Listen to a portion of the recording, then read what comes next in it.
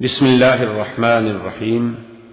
منہج corporation Jeddah برائے production و ڈسٹریبیوشن آپ حضرات کی خدمت میں قصص الانبیاء کا مبارک سلسلہ پیش کرنے کی سعادت حاصل کر رہا ہے۔ اب آپ اس مبارک سلسلے کا دوسرا حلقہ سماعت فرمائیں۔ آپ نے پوچھا کہ کون؟ تو نے کہا کہ حوا ہوں۔ کیوں ہو تمہیں؟ انہوں نے کہا اللہ نے مجھے اس لیے پیدا کیا ہے کہ تاکہ تم سکون پکڑو، تاکہ تمہاری تنہائی کو میں دور کر سکوں، تاکہ میں تمہاری ساتھی بن سکوں۔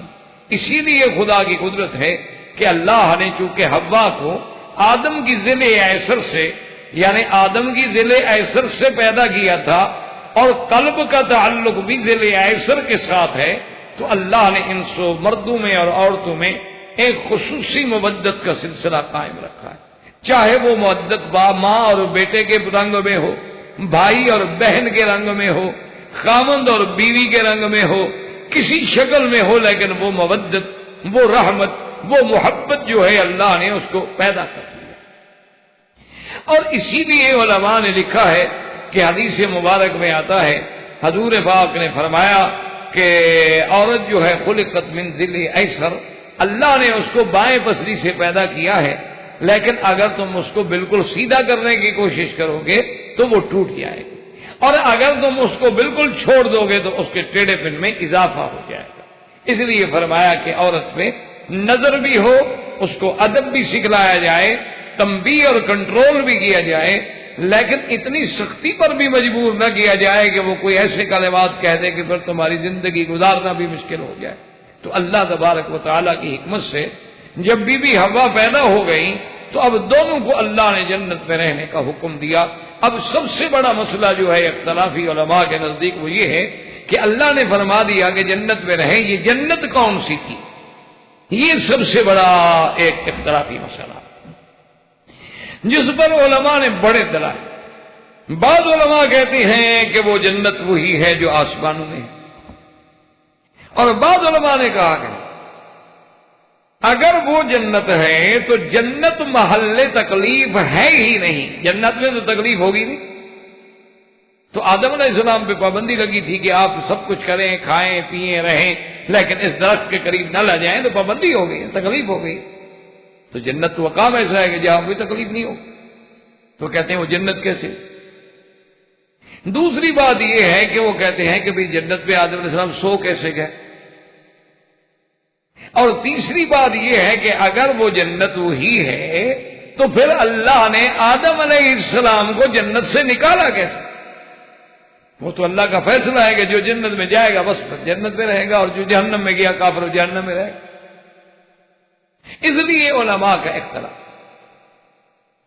بعض علماء اس کے قائل ہیں کہ جنت سے مراد یہ ہے کہ ایک عرضی جنت تھی، زمین میں ایک جنت، جنت کا معنی باغ، اور اس زمین والی جنت میں انہیں رکھا گیا۔ اب اگر زمین والی جنت ہے تو پھر مسئلہ بھی ختم ہو جاتا ہے کہ پھر تو کوئی مسئلہ نہیں ہے، کیونکہ وہ جنت کے احکام نہیں ہوں گے جو جنت آسمانوں میں۔ اب ان کے لیے مشکل یہ ہے کہ اللہ نے جب حکم دیا کہ تم اترو، آپ کو اتارا گیا، تو کہتے ہیں اتارا تو تب جائے کہ آپ اوپر ہوں۔ تو اس لیے یہ ایک بہت بڑا ہے، لیکن علماء نے اس کا جواب بھی دیا۔ انہوں نے کہا کہ دیکھو اللہ نے نوح علیہ السلام کو بھی تو کہا یا نوح بسلام منا، نوح علیہ السلام اترو، حالانکہ وہ تو کشتی سے اتر رہے تھے، وہ کوئی جنت سے یا پہاڑ سے یا آسمان سے نہیں اتر رہے، لیکن وہاں بھی تو لفظ ہوتے ہیں۔ اور لیکن سچی بات یہ ہے، آپ یہ سمجھیں کہ اصل بات یہ ہے، ہمیشہ ایک اصول اپنے دماغوں میں رکھ لیں، آپ کو اللہ نے علم دیا ہے، آپ پڑھے لکھے لوگ ہیں، انشاءاللہ خدا قرآن سے اور مناسبت پیدا کر دے کہ اللہ کے قرآن میں جو لفظ ظاہر موجود ہو اس میں کبھی بلا وجہ تعویل نہیں کرنی چاہیے۔ ایک بات ہمیشہ یاد، اللہ کوئی مجبوری ہے، وجہ ہے، عذر ہے، ورنہ جو اللہ نے قرآن میں لفظ ظاہر میں فرمایا ہے وہ حقیقت ہے، بس اس کو ہم مجاز کے معنی میں یا تعویل کر کے کسی دوسرے معنی میں تو تب لے جائیں کہ جب حقیقت اس کا استعمال ممکن نہ ہو، بالکل ممکن نہ ہو۔ مثال کے طور پر مثلا میں کہتا ہوں کہ ڈاکٹر صاحب جو ہے نا جی فرشتہ ہے، فرشتہ۔ اب صاف بات ہے کہ ڈاکٹر صاحب تو انسان ہے، فرشتے تو نہیں، لیکن میں ان کو جب کہہ رہا ہوں کہ جی فرشتہ، اس کی مثال چلو میں نہیں دیتا، قرآن میں موجود ہے۔ قصہ سیدنا یوسف علیہ السلام میں موجود ہے کہ جب زنان مصر نے اپنے داؤ آزما لیے، انگلیاں کاٹ بیٹھی، اور یوسف علیہ السلام تو ہلے ہی نہیں، پہاڑ کی طرح ثابت قدم رہے، نہ ان کے قدم میں لغزش آئی نہ نظر میں لغزش آئی، تو سب نے کیا کہا کہ ما ھذا بشرا ان ھذا الا ملک کریم۔ سب نے کہا یہ انسان نہیں، یہ تو فرشتہ۔ اب یہ ہے کہ یوسف علیہ السلام فرشتے تو نہیں ہیں، تو جب ہم کسی کو فرشتہ کہیں تو معلوم یہ ہوگا کہ بھائی جیسے فرشتہ پاک ہوتا ہے، معصوم ہوتا ہے، بھائی یہ آدمی بھی گناہوں سے پاک ہے، یہ معصوم آدمی ہے، ماشاءاللہ بڑا اللہ نے اس کو جناب یہ بچپن سے صالح، اس نے گناہ نہیں کیا کبھی۔ مراد یہ ہوگی کیونکہ ہم فرشتہ کہہ کر انسان کو فرشتہ تو بنا نہیں سکتے نا، ظاہری معنی تو لے نہیں سکتے، لیکن اگر ظاہری معنی ممکن ہو تو پھر ہم کیوں بہانے بنائیں، تعویلات کریں، کیوں؟ اس کی کیا وجہ ہے؟ تو اس لیے جب قرآن کہتا ہے کہ یا آدم اسکن انت وزوجک الجنہ، آدم جنت میں رہو، فَكُلَا مِنْهَا رَغَدًا حَيْثُ شِئْتُمَا، کھاؤ کھلا، وَلَا تَقْرَبَا هَذِهِ الشَّجَرَةَ فَتَكُونَا مِنَ الظَّالِمِينَ۔ اور آدم علیہ السلام تم جو ہے، تم اور بی بی حوا اس درخت کے قریب نہ جانا، بس صرف ایک پابندی ہے، جنت میں رہو، کھاؤ پیو، لیکن لا تقربا هذه الشجرة فتكونا من الظالمین، اس درخت کے قریب نہ جاؤ۔ تو اس لیے علماء جمہور کہتے ہیں، جمہور اسلام کہتے ہیں کہ آدم علیہ السلام کو اللہ نے اور بی بی حوا کو اللہ نے جو حکم دیا وہ حقیقتاً جنت ہے، وہ وہی جنت ہے جس میں اللہ نے ان کو رہنے کا حکم دیا تھا۔ اس لیے یہاں بھی قرآن کہتا ہے فَقُلْنَا يَا آدَمْ إِنَّ هَذَا عَدُوٌّ لَكَ وَلِزَوْجِكَ فَلَا يُخْرِجَنَّكُمَا مِنَ الْجَنَّةِ فَتَشْقَىٰ إِنَّ لَكَ أَلَّا تَجُوعَ فِيهَا وَلَا تَعْرَىٰ وَإِنَّكَ لَا تَظْمَأُ فِيهَا وَلَا تَضْحَىٰ۔ اللہ فرماتے ہیں کہ ہم نے آدم علیہ السلام سے یہ بھی کہہ دیا تھا کہ یہ ابلیس جو ہے جس نے آپ کو سجدہ نہیں کیا، جس نے اپنی عداوت کو چھپایا نہیں بلکہ کھلی عداوت کا اظہار کر دیا ہے، ان ھذا عدو لک ولزوجک، یہ تیرا بھی دشمن، تیری بیوی کا بھی دشمن، فلا یخرجنکما من الجنۃ فتشقی، یہ تم دونوں کو کہیں جنت سے نہ نکلوائے، اگر جنت سے نکلوا دیا تو تم تو پھر بدبختی میں پڑ جاؤ گے۔ اور اس کے بعد فرمایا ان لک الا تجوع فیہا ولا تعریٰ، اور یہ جنت کی صفتیں ہیں کہ اس میں اللہ نہ تو تمہیں بھوکا رکھیں گے اور نہ تمہیں کبھی عریان کریں گے، وَأَنَّكَ لَا تَظْمَأُ فِيهَا وَلَا تَضْحَىٰ، اور نہ تمہیں کبھی پیاس لگے گی اور نہ تمہیں کبھی دھوپ ستائے گی۔ تو یہ ساری صفتیں تو اس جنت کی ہیں جو اللہ تبارک و تعالی نے حقیقی جنت پیدا کی۔ اور اس کے بعد پھر حدیث مبارک میں بھی آتا ہے کہ آدم علیہ السلام سے جب سیدنا موسیٰ علیہ السلام کا مناظرہ ہوا تو انہوں نے کہا ابا تم ہمارے ابا ہو، تم تمام انسانوں کے ابا ہو، لیکن اخرجتنا من الجنت، تم نے ہمیں جنت سے نکلوایا، اگر آپ غلطی نہ کرتے تو ہم بھی کبھی جنت سے باہر نہ آتے۔ تو اس سے مراد بھی وہی جنت ہے، اگر کوئی دنیا کا باغ ہوتا تو مسئلہ ہی نہیں پیدا ہوتا سارا۔ اب یہ بات سمجھیں کہ اگر وہی جنت، تو پھر جنت میں تو کوئی قانون ہے نہیں، نظام ہے نہیں کہ نماز پڑھو، سجدہ کرو، عبادت کرو اور گناہ نہ کرو، فلاں کام نہ کرو، یہ کھاؤ اور یہ نہ کھاؤ، ہوتا ہے۔ اس جنت کی تو پھر صفت یہ ہے کہ وَلَكُمْ فِيهَا مَا تَشْتَهِي أَنفُسُكُمْ وَلَكُمْ فِيهَا مَا تَدَّعُونَ۔ اس جنت میں تو ہوگا یہ کہ جو تم چاہو گے ملے گا اور جو تم مانگو گے ملے گا، وہاں تو کسی پابندی کا سوال ہی پیدا نہیں ہوتا۔ حتیٰ کہ ایک بدو نے پوچھا حضور وہاں اونٹنیاں بھی ہوں؟ حضور نے فرمایا ہاں اونٹنی ہوگی۔ اور نے کہا اچھا حضور وہاں اونٹنی کو پھر بچہ بھی پیدا ہوگا؟ کیونکہ تازہ بچہ پیدا ہوتا ہے بڑا خوش ہوتا ہے، دودھ ملتا ہے نا، تو اونٹنی کا دودھ تو ان کے لیے سب سے بڑی مرغوب غذا ہوتی ہے۔ انہوں نے کہا حضور ہاں اگر تم چاہو گے تو 1 منٹ میں بس ولادت بھی ہو جائے گی، حمل بھی ہو جائے گا، بچہ بھی ہو جائے گا، دودھ بھی آ جائے گا۔ یہ تو تمہارے چاہنے پر ہے کہ تم کیا چاہتے ہو۔ تو لہذا جب جنت میں تمہاری خواہشات کا اتنا بڑا احترام ہے کہ حتیٰ کہ قرآن و پاک کی تفسیر میں مفسرین نے لکھا ہے کہ دنیا میں تو نہریں ایک کنارے پہ چلتی ہے نا، لیکن جنت کی نہریں بھی مومن کے تابع ہوں گی۔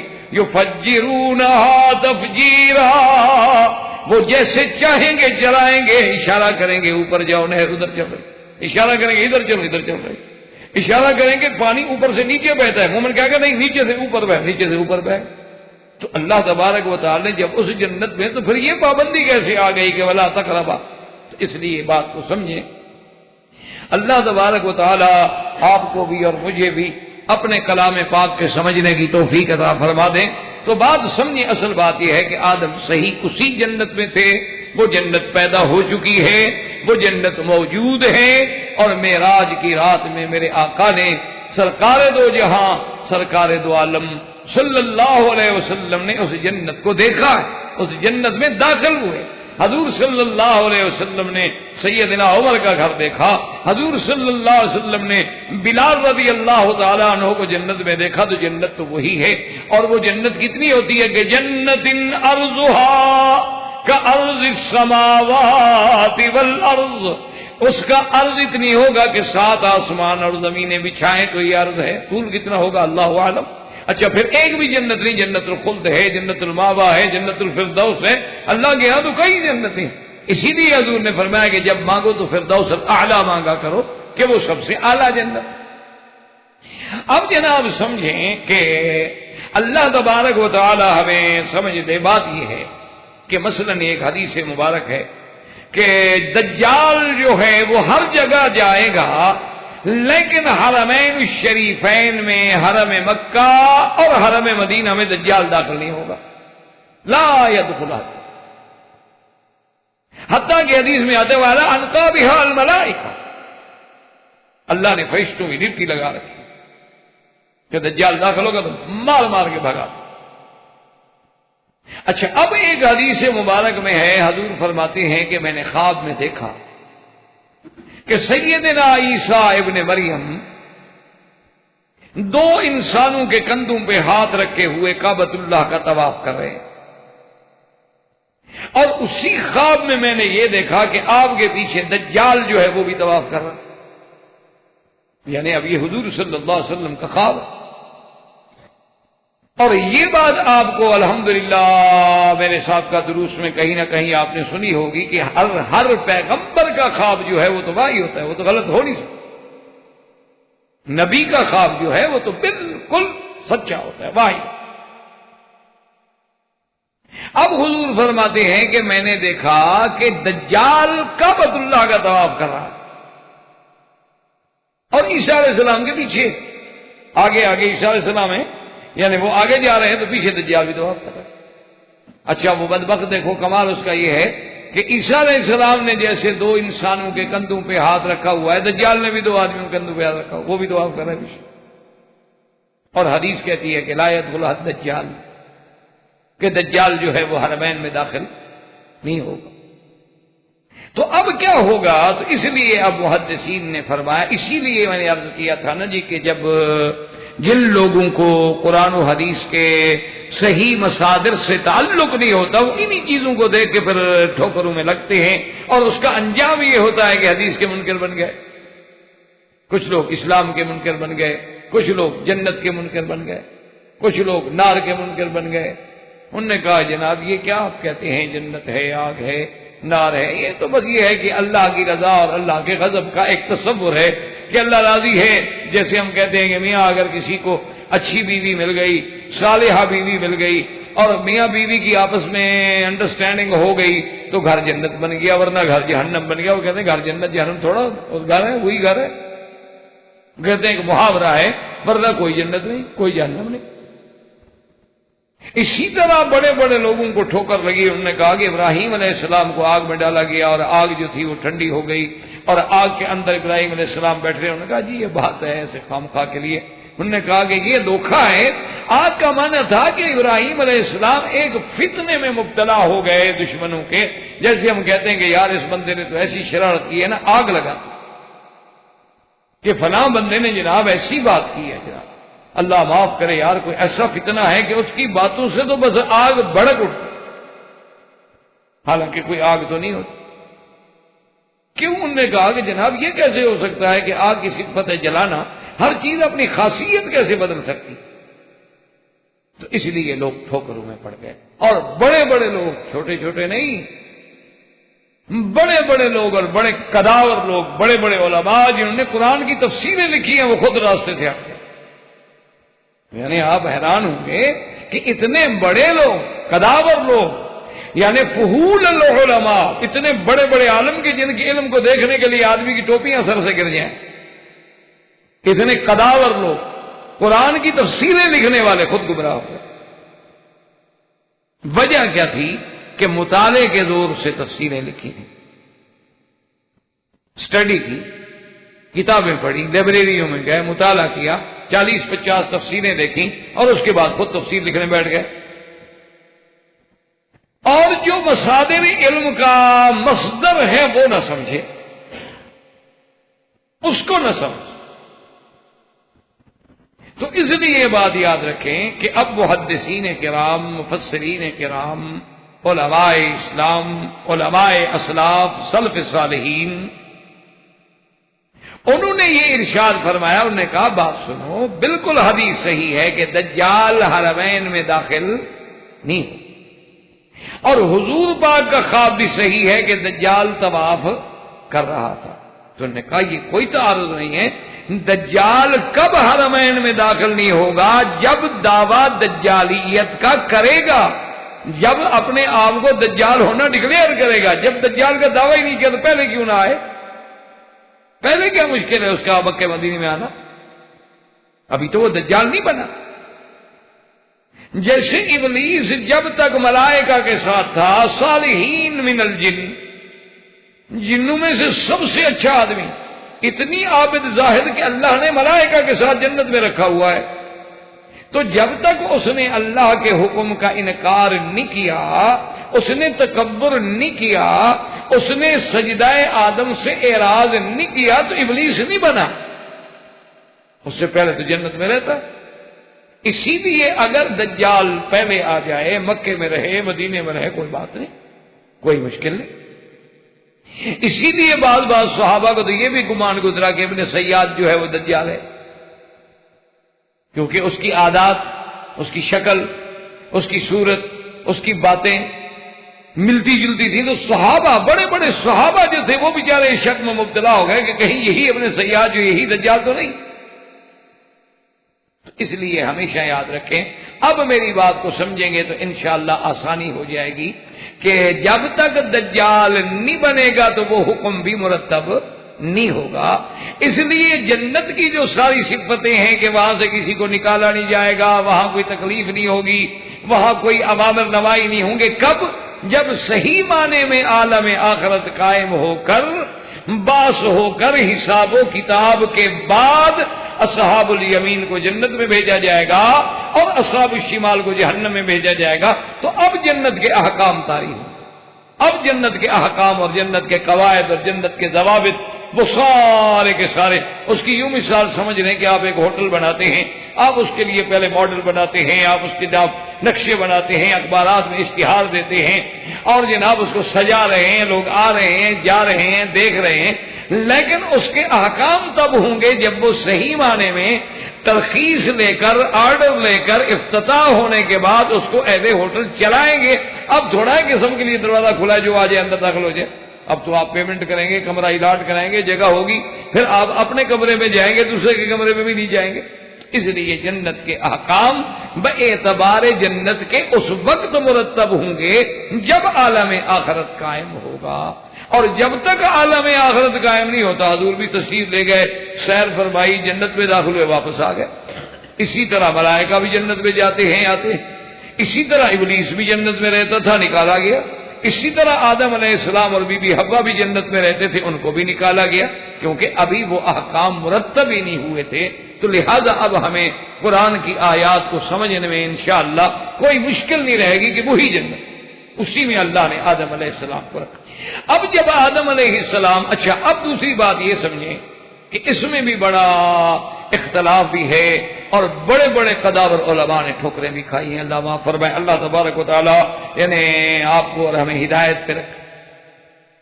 اب اس جھگڑے میں پڑ گئے کہ جی آدم علیہ السلام تھے جنت میں اور ابلیس نے وسوسہ کیسے ڈالا؟ بعض کہتے ہیں کہ جی وہ جنت میں رہ نہیں سکتا تھا لیکن گزر تو سکتا، بعض کہتے ہیں کہ نہیں جناب وہ دروازے کے باہر کھڑا ہو جاتا تھا، وہیں سے اشارے کرتا تھا، باتیں کرتا تھا، اور بعض کہتے ہیں کہ نہیں جناب وہ سانپ کی شکل میں سانپ بن کے اندر گھس گیا اور پھر وسوسہ ڈالا۔ اچھا یہ ساری باتیں بھی کیوں ٹھوکریں لگیں کہ قرآن کی جب آیتیں پڑھی نا تو چکر میں آ گئے کہ جی جب اس کو نکال دیا گیا، اللہ نے کہا تھا فخرج، نکل جاؤ جنت سے، فإنک رجیم، تم مردود ہو۔ تو جب اس کو نکال دیا گیا تھا تو اب وسوسہ کیسے ڈالا؟ جب نکال دیا گیا، آسمانوں سے اتار دیا گیا، جنت سے نکال دیا گیا، وہ زمین میں آ گیا، آدم علیہ السلام آسمانوں میں جنت میں ہے، اب وسوسہ کیسے ڈالا؟ تو یہ سارا دھوکہ جو ہے اسی بات سے لگا کہ ہم نے آدم علیہ السلام کے نکالنے کا، ابلیس کو جنت سے نکالنے کا، سانپ کو جنت سے نکالنے کا جو ٹائم فریم ورک تھا نا، وہ ہم نے خود اپنے عقل سے بنانا شروع کر دیا، جس سے بنیادی دھوکہ لگ گیا کہ جہاں ہم نے ایک آیت پڑھی کہ اللہ نے فرمایا اچھا تم نے سجدہ نہیں کیا، ان علیک لعنتی الی یوم الدین، فرمایا نکل جاؤ، فخرج منھا مذموما مدحورا، نکل جاؤ ذلیل ہو کر۔ ہم نے کہا وہ تو نکل گیا۔ آدم علیہ السلام کو ہم نے کہا جنت میں رہو، پھر ہم نے کہا اترو جنت سے، اچھا آگے لفظ اہبطوا، سب اترو، بھئی سب کون؟ جمع کا صیغہ ہو تو آدم اور حوا ہے۔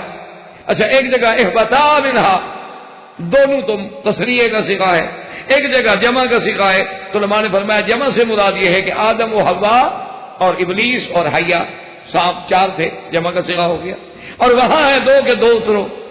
تو اس لیے اس کنفیوژن میں یعنی پریشانی میں آ کر علماء جو تھے وہ گھبرا گئے۔ حالانکہ بڑی سیدھی سی بات ہے، اللہ نے ایک واقعے کو ذکر فرمایا ہے، لیکن سب کو کس وقت نکالا گیا؟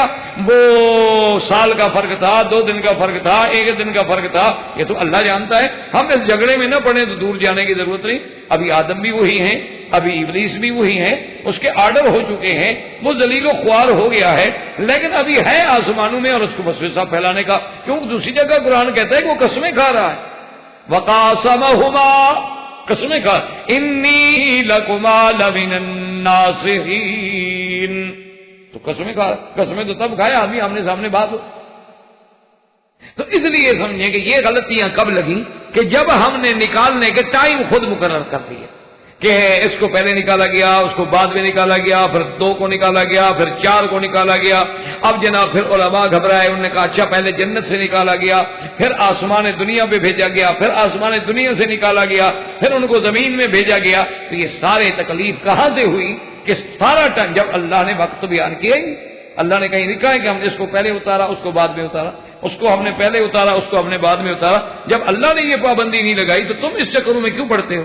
تو جب ہم اس چکر میں نہیں پڑیں گے تو قرآن کی ساری آیتیں سمجھنا آسان ہو جائے گا۔ کہ آدم علیہ السلام بھی جنت میں تھے، بی بی حوا بھی جنت میں تھی، اور شیطان کو بھی ابھی موقع ملا تھا، حکم تو ہو گیا، مذموم و مدحور تو بن گیا، لیکن اس کے پاس جو اللہ نے قوت استدراجی دی تھی اور اس کو الی یوم الوقت المعلوم تک کی زندگی بھی دے دی تھی، اور اس کو آسمانوں سے اترنے کا اور پھر ہوا بننے کا، تحلیل ہونے کی قوتیں بھی دے دی تھی، تو پھر اس نے بس وسا ڈالا۔ اچھا، اور دوسری بات یہ ہے کہ میں نے شاید پہلے بھی عرض کیا تھا کہ سب سے پہلے غلطی جو ہے وہ بی بی حوا سے، جس میں پچھلے دفعہ ساتھیوں نے پوچھا بھی تھا، تو الحمدللہ بخاری شریف میں حدیث مل گئی۔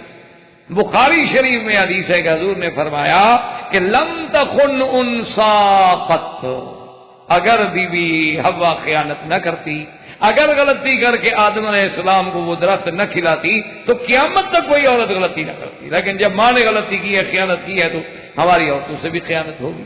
خیانت کا معنی کیا ہوتا ہے کہ بھی مال میں خیانت، بات میں خیانت۔ خیانت صرف یہ نہیں ہوتی کہ پیسے رکھو تو خیانت ہو، یہ بھی تو خیانت ہے نا کہ ایک غلط مشورہ دینا، یہ بھی خیانت ہے۔ تو بخاری شریف میں میرے آقا کی حدیث ہے کہ اگر اما حوا خیانت نہ کرتی، لم تخن انسا قط، تو قیامت تک کوئی عورت خیانت نہ کرتی۔ لیکن افسوس یہ ہے کہ سب سے پہلے خیانت جو ہے بی بی حوا سے سرزد ہوئی کہ انہوں نے جا کے اس درخت کو چکھا اور آدم علیہ السلام کو بھی اصرار کیا، اور آدم علیہ السلام نے بھی وہ درخت چکھ لیا۔ تو اب الحمدللہ یہ مسئلہ بھی ہمارے لیے حل ہو گیا۔ اب اس کے بعد جب درخت چکھا، فبدت لہما سواتہما، اب جناب پوریاں ہو۔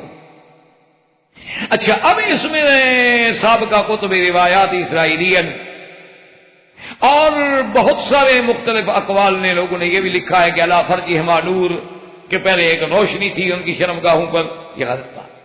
قرآن جب کہتا ہے کہ ینزع عنہما لباسہما، اس کا معنی ہے ان پر لباس تھا۔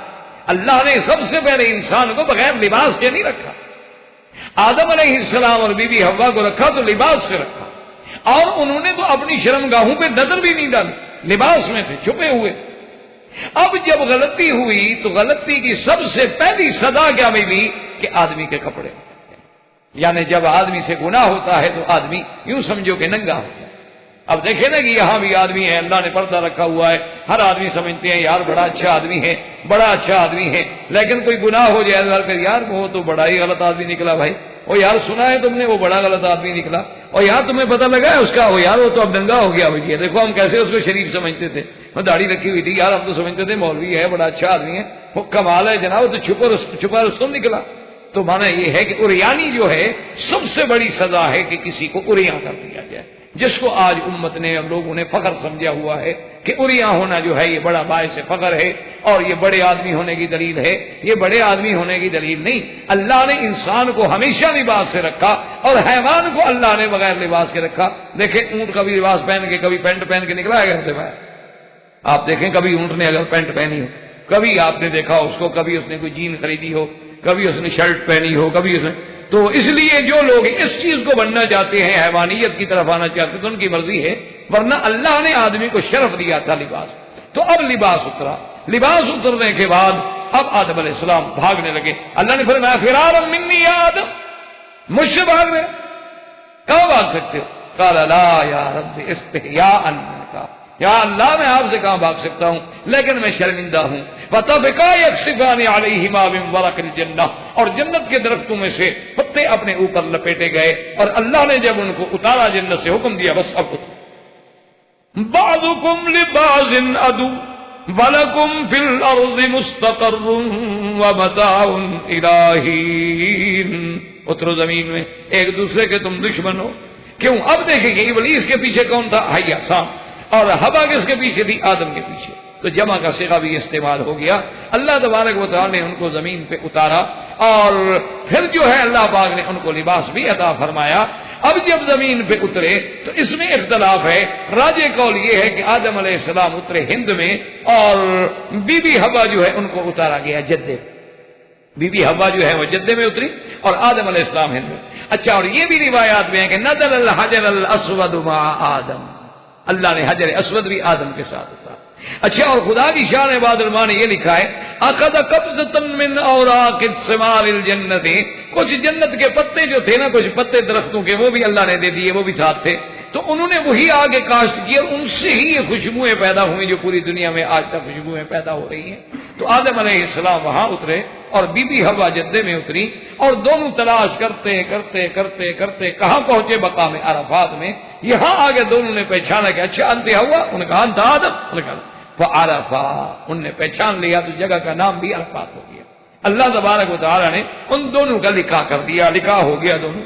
اچھا، اب آدم علیہ السلام جب دنیا میں آئے تو یہ بات بھی یاد رکھیں کہ جیسے اللہ نے ایک تو علم دیا، دوسرا ان کو لباس دیا، اور تیسرا یہ ہے کہ حضرت ابن عباس فرماتے ہیں کہ علمہ اللہ صنعت کل شیء، اللہ پاک نے ان کو دنیا میں رہنے کے لیے ہر چیز کی صنعت عطا فرمائی کہ لکڑی کا کام کیسے ہوتا ہے، اینٹ کیسے بنائی جاتی ہے، گھر کیسے بنایا جاتا ہے، کپڑا کیسے سیا جاتا ہے، کپاس کیا ہوتی ہے، اس کا دھاگا کیسے بنتا ہے، پھر دھاگے سے کپڑا کیسے بنتا ہے، پھر کپڑے کی سلائی کیسے ہوتی ہے، ہر صنعت کا علم جو ہے وہ بھی اللہ نے آدم علیہ السلام کو عطا فرمایا۔ اور یہ بھی یاد رکھیں کہ بی بی حوا نے، اور عالم میں جتنی اللہ نے عورتیں پیدا کی ہیں سب سے زیادہ خوبصورت عورت جو تھی وہ بی بی حوا، اور بی بی حوا نے 20 دفعہ ولادت ہوئی، اور ہر ولادت میں اللہ نے 2 بچے۔ سب سے پہلے جو ہوتے تھے، خدا کی شان دیکھو، جب بی بی کو حمل ہوتا اور بچے پیدا ہوتے، ایک لڑکا ایک لڑکی، تو سب سے پہلا لڑکا قابیل اور اس کی بہن، اور سب سے آخری لڑکا جو ہے عبد المغیث اور اس کی بہن۔ تو یہ اللہ پاک نے 40 اولادیں جو ہیں صرف بی بی حوا سے آدم علیہ السلام کو عطا فرمائیں، اور اللہ تبارک و تعالی نے آدم علیہ السلام کو دنیا میں عمران، دنیا میں زبانیں، دنیا میں صنعت، دنیا میں لباس، یہ نہیں کہ آدمی پہلے بندر تھا پھر انسان بنا، انسان پہلے دن سے ہزارہ ہے، متمدن ہے، اللہ نے اس کو علم بھی دیا، اللہ نے تعلیم بھی دی، اللہ تبارک و تعالی نے اس کو صناعت کا علم بھی دیا، دنیا کی تعمیر کا علم بھی عطا فرمایا، تو یہ ساری چیزیں ان کو ملی۔ اور انشاءاللہ اب دراصل باقی جو ہوگا تو اس میں پھر قصہ قابیل و حابیل اور ادریس علیہ السلام اور بقیہ تک قصہ آدم علیہ السلام کا ذکر ہوگا۔ وما علینا الا البلاغ، الحمد للہ وکفا والصلاة والسلام علی خاتم الانبیاء سیدنا محمد المصطفى وعلى آلہ المجتبى۔ برادران اسلام، واجب الاحترام بزرگوں، دوستوں، بھائیوں، عزیز نوجوانوں، دروس قصص الانبیاء کے ضمن میں ہم نے قصہ سیدنا آدم علیہ السلام کے بارے میں کچھ باتیں پڑھی، سنی، اور تقریباً ہم اس مقام پہ پہنچے کہ اللہ تبارک و تعالی نے آدم علیہ السلام کی اس غلطی کے بعد کہ آپ اس درخت سے اللہ کے حکم کے باوجود کھا بیٹھے، آدم علیہ السلام کو بھی، بی بی حوا علیہ السلام کو بھی آسمانوں سے، جنت سے زمین کی طرف اتار، اور اسی طرح ابلیس کو بھی آسمانوں سے نکالا گیا، اور بعض روایات میں یہ ہے کہ حیا جسے سانپ کہتے ہیں آپ، اس کو بھی اتارا۔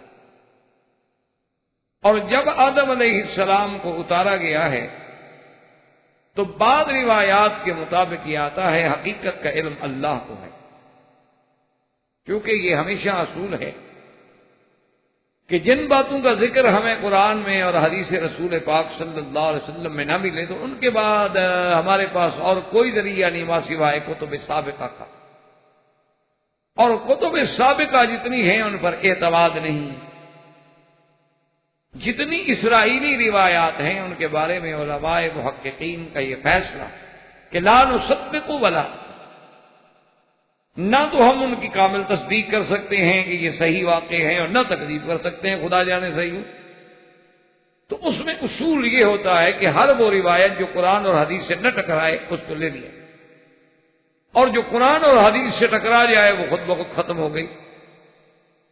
یا ایک ایسی روایت ہے کہ اس میں صرف معلومات ہمیں مل سکتے، اس کو بھی علماء اپنی کتابوں میں نقل فرماتے کہ چلو بھئی ایک علمی فائدہ تو ہے نا، تو ان روایات کے اعتبار سے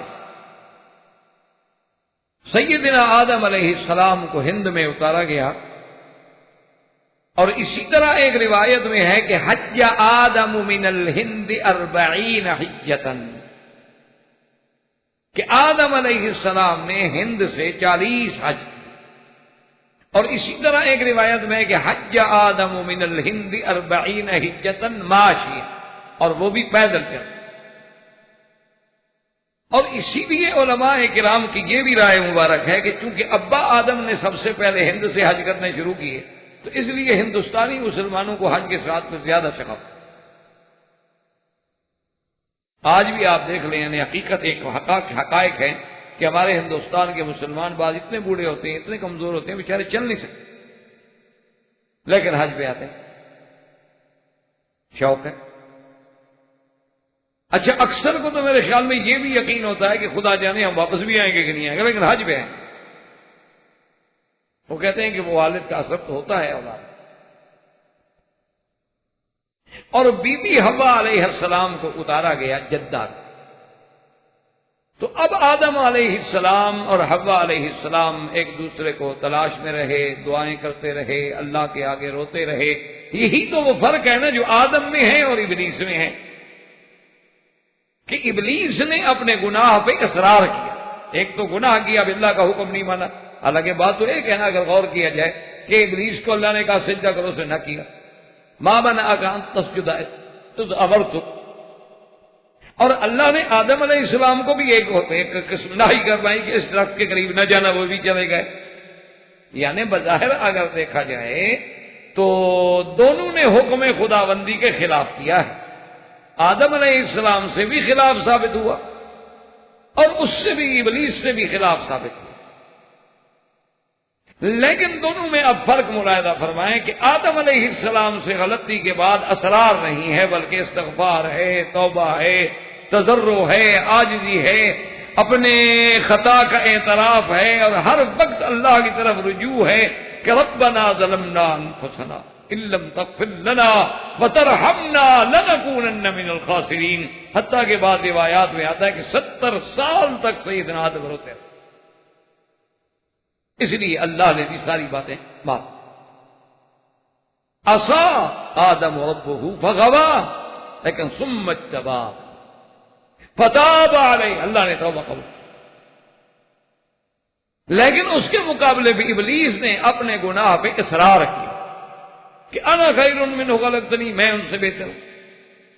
طیب فاخرج منہا فانک رجیم وان علیک اللعنۃ الی یوم الدین، ملعون ہے تو، ٹھیک ہے جی نکال دو، لیکن مجھے مہلت دو، میں تیرے بندوں پہ حملے کروں گا، میں تیرے بندوں کو گمراہ کروں گا، گناہ پہ اڑا ہوا ہے۔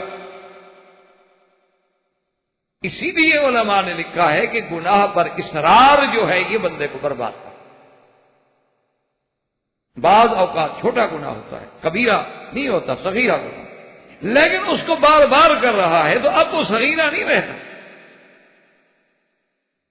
اسی لیے سرکار دو جہاں سیدنا محمد رسول اللہ صلی اللہ علیہ وسلم نے فرمایا تھا کہ عائشہ ایاک و محقرات الذنوب، خبردار کبھی گناہوں کو چھوٹا نہ سمجھا کرو، یہ نہ خیال کیا کرو یار بہرحال کبیرہ تو جی نہیں ہے نا، اور جی اللہ کا شکر ہے جی ہم کبائر سے بچے ہوئے ہیں۔ بھائی کبائر سے بچے ہوئے ہیں تو صغائر جو ہیں وہ بھی تو اصرار سے کبیرہ بن جاتا ہے۔ اس لیے علماء نے مثال دی ہے کہ جب آدمی آگ جلاتا ہے تو بڑی لکڑیوں کو آگ نہیں لگتی جب تک کہ چھوٹی چھوٹی لکڑیاں اس کے نیچے نہ رکھتی ہیں، چھوٹی لکڑیوں سے آگ دہکائی جاتی ہے، پھر وہ بڑی لکڑیوں کو پکڑ لیتی۔ تو اسی طرح چھوٹے چھوٹے ذنوب جو ہیں وہی تو آگ کے سبب بنتے ہیں، جن کی آدمی پرواہ نہیں کرتا، احساس تک نہیں کرتا، اور یہ سمجھتا ہے کہ یہ اتنا بڑا گناہ نہیں۔ جیسے کہ اس کی مثال یوں سمجھ لیں کہ حضور پاک صلی اللہ علیہ وسلم کی ایک حدیث مبارک ہے کہ لا يدخل الجنت ثلاث، 3 بندے جو ہیں وہ جنت میں داخل نہیں ہیں۔ حضور صلی اللہ علیہ وسلم نے فرمایا کہ وہ کون 3 شخص ہیں؟ فرمایا مدمن الخمر، جو آدمی ہمیشہ شراب بس چھوڑتا ہی نہیں، لگا ہوا، العاق لوالدیہ، اپنے ماں باپ کا نافرمان.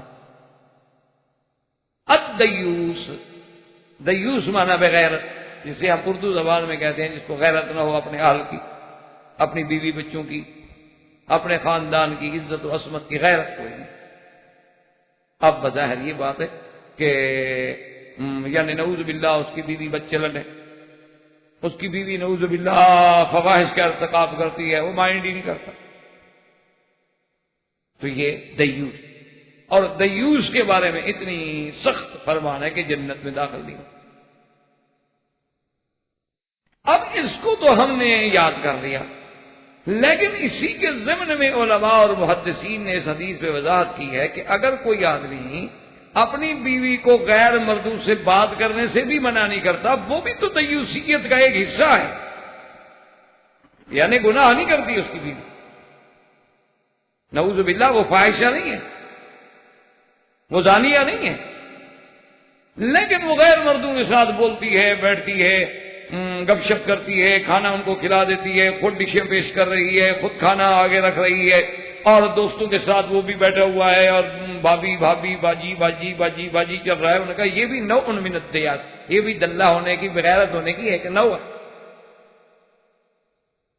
اسی طرح اگر کوئی غیر آدمی ٹیلی فون کرے تو اس کی بیوی ٹیلی فون پہ باتیں کر رہی ہے، اور اس نے کہا کہ کیوں اتنا دیر ہو گئی ٹیلی فون، انہوں نے کہا نہیں وہ میرے ایک فرینڈ بات کر رہے، دوست بات کر رہے، فلان جو میرا دوست ہے نا آپ جانتے ہیں. اور کہا اچھا اچھا ٹھیک ہے کوئی بات ٹھیک ٹھیک. انہوں نے کہا یہ بھی دیوس ہونے کی علامت کہ تمہاری بیوی غیر آدمی سے بات کرے تم کہتے تو ٹھیک ہے، عجیب بات. اسی طرح حدیث مبارک میں ہے کہ حضور صلی اللہ علیہ وسلم کے دروازے پر ایک آدمی آیا، اس نے آواز دی حضور کو ملنے کے لیے. اچھا، اور حضور پاک کے دروازے پر اس زمانے میں وہ دروازے تو تھے نہیں ہماری طرح تین دروازے ہوں، وہ تو ایک ٹاٹ پڑا رہتا تھا، ایک پرانی بوری لٹکا دیتے تھے کہ پردہ ہو جائے. تو اس میں تھوڑی سی درز تھی تو سامنے کھڑا تھا. حضور صلی اللہ علیہ وسلم جب باہر آئے، حضور نے فرمایا میرا جی چاہا کہ میں چھری لے کر اس درز سے تیری آنکھیں نکال دوں. سامنے کھڑے ہو کر، حالانکہ اس نے کچھ نہیں دیکھا، اس کی نظر نہیں پڑی، اور نہ بیوی مبارکہ آپ کی اہلیہ مبارکہ سامنے آئی. لیکن حضور نے فرمایا یہ دروازے اس لیے تو نہیں لگائے جاتے کہ تم سامنے کھڑے ہو جاؤ تاکہ گھر والی یہی عورت اندر سے گزرے اور سامنے کھڑے ہو دیکھ لو. یہ اس لیے لگائے جاتے ہیں کہ پردہ قائم رہے. اگر تم کسی کے گھر پہ گئے ہو تو سائڈ میں کھڑے ہو کر آواز دو، تاکہ اگر اندر عورت بیچاری گزرے یا عورت باہر مرد نہیں ہے وہ جواب دینے کے لیے آئے، تم سامنے کیوں کھڑے ہو؟ آپ اندازہ کریں کتنی غیرت نبوی ہے صلی اللہ علیہ وسلم. اور اسی طرح ایک صحابی نے کہا کہ یا رسول اللہ، اس نے صحابہ سے کہا، حضور بھی بیٹھے ہوئے تھے، انہوں نے کہا حضور میں تو اگر اپنی بیوی کو کسی غیر مرد کے ساتھ بات کرتے دیکھوں نا، واللہ ہے خدا کی قسم میں تو اس کے ٹکڑے قتل کر. تو حضور صلی اللہ علیہ وسلم نے صحابہ سے کہا کہ اتعجبون من غیرت سعد، کہ میرے صحابی سعد کی اس غیرت کی بات سے تم تعجب کر رہے ہو کہ اپنی بیوی کا کسی غیر سے بات بھی برداشت نہیں کر رہا. انا اغیر منہ واللہ اغیر منی، میں سعد سے بھی زیادہ غیرت والا ہوں اور اللہ مجھ سے بھی زیادہ غیرت والے ہیں. اسی لیے تو انہوں نے زنا کو حرام کیا ہے کہ یہ غیرت کے خلاف ہے کہ ایک آدمی کسی کی امانت میں خیانت.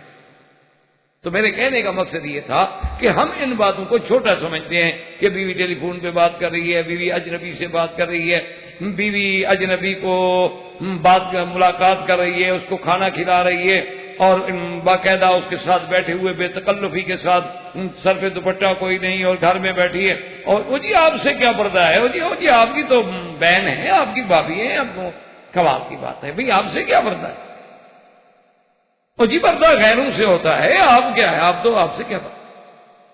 تو یہ بھی اس صغیرہ بنتے بنتے کبیرہ یہی بنتا. اسی لیے کہنے کا مقصد یہ تھا کہ یہ نہ سمجھا جائے اب دیکھیں کہ ابلیس اڑ گیا، حالانکہ بات تو ایک ہے، دونوں نے اللہ کی نہیں مانی، لیکن آدم علیہ السلام اڑے نہیں، انہوں نے فوراً معافی، استغفار، انابہ، توبہ، اللہ نے قبول فرما لی، اور ابلیس ہمیشہ کے لیے مارا گیا. اللہ نے بھی فرمایا کہ تم ظالم میری قوم میرے بندوں کو گمراہ کرو گے تو میں بھی تم سے اور تمہارے ماننے والوں سے جہنم کو بھروں گا. جو تیری پیروی کرے گا، جو تیرے راستے پہ چلے گا، میں بھی اس کو جہنم کا. تو آدم علیہ السلام کو جب اتارا گیا زمین پر تو آدم علیہ السلام کو ایک تو علم عطا فرمایا گیا اور دوسرا علوم صنعت بھی عطا فرمایا کہ چیزیں کیسے بنتی ہیں، زراعت کیسے ہوتی ہے، کھیتی باڑی کیسے ہوتی ہے، تمام علوم سکھا. اس لیے جو نظریہ یہ ایک ہے کہ ایک نظریہ ہے نا ڈارون کا کہ پہلے آدمی بندر تھا پھر انسان بن گیا، وہ بھی غلط ہے. اور ایک نظریہ بعض فلاسفہ کا یہ ہے کہ آدمی پہلے غیر متمدن تھا، جاہل تھا. یہ بات غلط. آدم جب اترے ہیں تو آدم علیہ السلام عالم تھے. علم آدم الاسماء کلها. وہ جاہل نہیں تھے، وہ تو اسی علم کی فضیلت پر مسجود ملائکہ بن چکے تھے. اتنا بڑا عالم ہو کے اترا ہے کہ ملائکہ جواب نہیں دے سکے. تو ہمارا ابا تو اتنا بڑا عالم تھا کہ اللہ کے فرشتے کہنے لگے کہ لا علم لنا الا ما علمتنا، ہمیں تو اتنا علم ہے جتنا آپ نے بتایا ہے، ان چیزوں کے نام ہم نہیں بتا سکتے. اور آدم علیہ السلام نے بتلا دی. اور دوسرا اللہ نے آدم علیہ السلام کو علوم صنعت بھی سکھائیں کہ یہ کپڑا کیسے بنتا ہے، فلاں چیز کیسے بنتی ہے. یہ ساری صنعتوں کا علم بھی آدم علیہ السلام کو موجود ہے. یعنی بیک وقت وہ نبی بھی ہیں، بیک وقت وہ اللہ کے بھیجے ہوئے پیغمبر بھی ہیں، مرسل بھی ہیں، اور بیک وقت جو ہے وہ معلم بھی ہیں. بیک وقت جو ہے ماشاءاللہ وہ بہت بڑے صناع اور بہت بڑے انجینئر بھی ہیں. سب چیزیں سکھلا رہے ہیں. آدم اور حوا سے اللہ نے جب تک آسمانوں میں رکھا، جنت میں رکھا، وہاں تو کوئی اولاد نہیں ہوئی. جب زمین پہ اترے تو اللہ تبارک و تعالی نے آدم علیہ السلام کو بی بی حوا سے 40 بچے عطا فرمائے. اللہ دینا چاہے تو ایک بیوی سے بھی اتنا دے سکتا. اور یہ کوئی انہونی بات نہیں ہے. ہم تو بنگلہ دیش جاتے رہتے ہیں تو اب بھی ماشاءاللہ بنگلہ دیش میں ایسے لوگ موجود ہیں، ایک ایک آدمی کے 40 بچے ہوتے. نام اس کو یاد نہیں رہتے، نمبر سے پکارتا ہے، تیسرے نمبر کا بیٹا کدھر ہے اور چوتھا کدھر ہے. آپ ڈاکٹر لوگ ہیں، آپ کہتے ہوں کہ مچھلی کھاتے ہیں، چاول کھاتے ہیں، وٹامن ای زیادہ ہے. تو بہرحال وہ چاول کھائیں یا مچھلی کھائیں تو ایک ایک بیوی سے 40 بچے ہیں اور ٹھیک ٹھاک ہیں سارے ماشاءاللہ ٹھیک ٹھاک. اللہ کا فضل. اس لیے وہاں جو عام جلسہ ہو نا اس میں بھی 10-15 ہزار آدمی تو ویسے آ جاتا ہے. اور اگر تھوڑا سا اشتہار وغیرہ دے دو تو پھر انشاءاللہ 2 لاکھ سے کم کا مجمع نہیں ہوتا، کیونکہ مخلوق اتنی ہے کہاں جائے. وہ جو سڑک پہ جا رہے ہو نا بیٹھ جائیں 2 لاکھ کا مجمع تو ویسے ہو جاتا ہے. اللہ کی مہربانی. تو بی بی حوا علیہ السلام سے آدم علیہ السلام کو اللہ نے 40 بچے عطا فرمائے. اور خدا کی قدرت دیکھو کہ توأمین، جب بھی بچہ پیدا ہوتا 2 اکٹھے پیدا ہوتا. اور توأمین بھی عجیب، ایک لڑکا ہوتا تھا اور ایک لڑکی. یہ کبھی نہیں ہوا کہ 2 لڑکے ہو جائیں، یہ کبھی نہیں ہوا کہ 2 لڑکیاں ہو جائیں. اللہ کا نظام.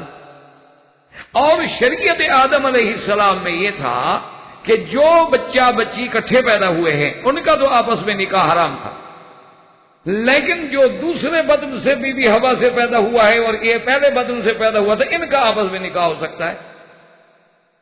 حالانکہ اصولاً تو وہ بھی بہن بھائی ہے کیونکہ ماں ایک ہے باپ ایک ہے، لیکن دونوں کی ولادت کا فرق ہے. جو ایک ہی دفعہ اکٹھے پیدا ہوئے ہیں وہ تو گویا کہ بالکل آپس میں ان کا رشتہ تو نہیں ہو سکتا، لیکن جو ایک دفعہ پیدا ہوا دوسرے دفعہ پیدا ہوا تو اس لڑکے کا اس لڑکی کے ساتھ، اس لڑکی کا اس لڑکے کے ساتھ یوں رشتے ہو جائیں. اور یہ شرع آدم میں حلال. اب اللہ تبارک و تعالی نے آدم علیہ السلام کو ایک بیٹا عطا فرمایا جس کا نام حابیل تھا اور اس کے ساتھ اس کی بہن تھی. اسی طرح دوسرے بدن میں اللہ نے ایک بیٹا عطا فرمایا جس کا نام قابیل تھا اور اس کی بہن تھی. اب اصول یہ تھا کہ حابیل شادی کرتا قابیل کی بہن سے اور قابیل شادی کرتا حابیل کی بہن سے. اور خدا کی قدرت یہ ہے کہ حابیل کی بہن جو ہے وہ خوبصورت نہیں تھی اور قابیل کے ساتھ جو بچی پیدا ہوئی وہ بڑی خوبصورت تھی. اب حابیل کو تو بڑی خوبصورت لڑکی ملتی لیکن قابیل کو اتنی اچھی لڑکی نہیں مل رہی تھی، تو قابیل کے دماغ میں عداوت، حسد آ۔ اچھا، کچھ فطرتاً یہ عالم تھا کہ حابیل جو تھا وہ بڑا حلم، حوصلہ، تدبر، اور قابیل جو ہے بڑا جذباتی، شرارتی، لڑاکو، جھگڑالو۔ تو جب حضرت آدم علیہ السلام نے فرمایا کہ بھائی حابیل کی بہن سے قابیل تم شادی کرو، اور حابیل تم قابیل کی بہن، حابیل نے کہا ٹھیک ہے میں تو راضی ہوں جیسے حکم۔ قابیل نے کہا کہ لا بل میں نہیں کروں، حابیل کی بہن دیکھو کتنی بدصورت ہے، بد شکل ہے، اور میں خوبصورت آدمی ہوں،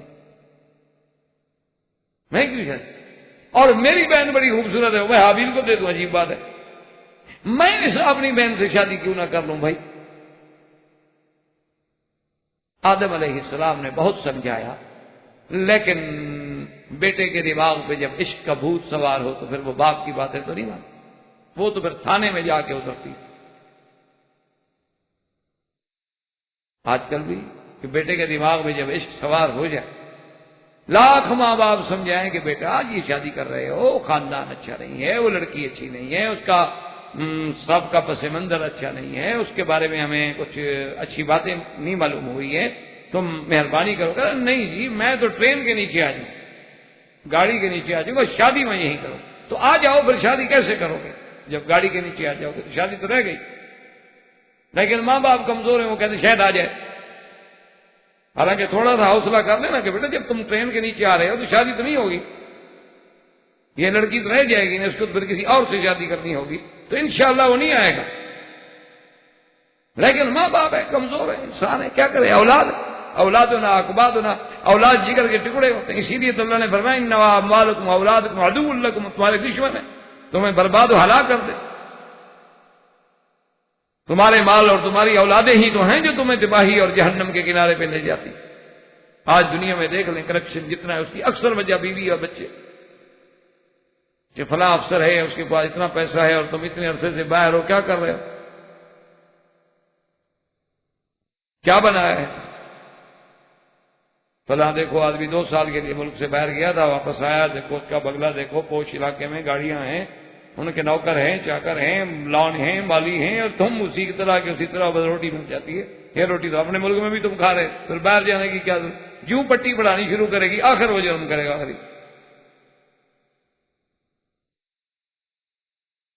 تو بہرحال حضرت آدم علیہ السلام کے سمجھانے کے باوجود نہ مانے، تو آدم علیہ السلام نے کہا اچھا بھی کس طرح کرو کہ تم دونوں اللہ کے راستے میں خیرات کرو، تاکہ اللہ مصیبت ٹالے، کوئی مسئلہ حل ہو۔ اور آدم علیہ السلام کے زمانے میں خیرات کی قبولیت کا طریقہ یہ ہوتا تھا کہ آپ نے جو خیرات کرنا ہے نیت کر کے مجھے آ کے کسی پہاڑ کی چوٹی پہ رکھ دیں، اللہ پاک ایک آگ بھیجتے تھے، اگر وہ آگ آ کے اس کو کھا لے تو معنی یہ ہے کہ وہ خیرات قبول ہو گئی، اگر وہ چیز اسی طرح پڑی رہے تو خیرات سمجھو قبول نہیں۔ حابیل جو تھے علیہ السلام وہ چلاتے تھے جانور، ان کے پاس کام جو تھا بکریاں، بیڑے اور یہ کام تھا، اور قابیل جو تھا وہ زراعت کرتا تھا۔ تو جب آدم علیہ السلام نے کہا کہ خیرات کرنا، اچھا ٹھیک ہے، قابیل نے کہا دیکھو ابا جان خیرات کا بھلا میری شادی کے ساتھ کیا تعلق؟ انہوں نے کہا اللہ کے بندے خیرات کا تعلق نہیں، بات یہ ہے کہ اللہ پاک راضی ہوں تاکہ مسئلہ حل ہو۔ انہوں نے کہا جی اس میں اللہ کا کیا تعلق ہے، شادی تو میں نے کرنی ہے۔ بہرحال اس نے کہا اچھا ٹھیک ہے کرتا ہوں۔ تو حضرت حابیل نے تو بہترین دمبا جو تھا نا مال میں سے چن کے بس کھلا، وہ اللہ کے نام پہ نظر کیا، اور قابیل نے کیا کیا کہ وہ 2-4 پرانے سٹے گندم کے اور باجرے کے جو گلے بلے تھے نا جن میں کیڑے پڑ چکے تھے وہ لے آیا خیرات کرنے کے لیے، رکھ دیے، اور جب رکھ دیے تو جب صبح ہوئی جا کے پتا کہ حابیل کی قربانی قبول ہو گئی، اللہ نے آگ بھیجی، وہ کھا گئی، اور قابیل کے وہ دانے جو تھے گندم کے اور کچھ باجرے کے کچھ ایسے وہ پڑے ہوئے، قابیل غصے میں آ گیا، کہنے لگا ہاں دیکھو نا یہ ابے نے زیادتی، آج مجھے پتہ چل گیا، ابا نے تمہاری قربانی کے قبول ہونے کے لیے تو دعا کی ہے، تمہاری خیرات قبول ہونے کی دعا کی، لیکن میری خیرات کے لیے دعا کی کہ اللہ قبول نہ کرے، اس لیے میں تمہارا کیا تھا کہ لوگوں میں بدنام ہو گیا نا کہ برا آدمی ہے اس کی خیرات اللہ قبول نہیں کرتا، اور تم بڑے اچھے پاک آدمی ہو، تمہاری خیرات قبول ہو گئی ہے، لاقتلنک، میں تمہیں نہیں چھوڑوں گا، میں تمہیں قتل کروں گا، تمہاری وجہ سے میری بےزتی ہو رہی ہے۔ اس نے سمجھا کہ لا ایسی بات، انما یتقبل اللہ من المتقین،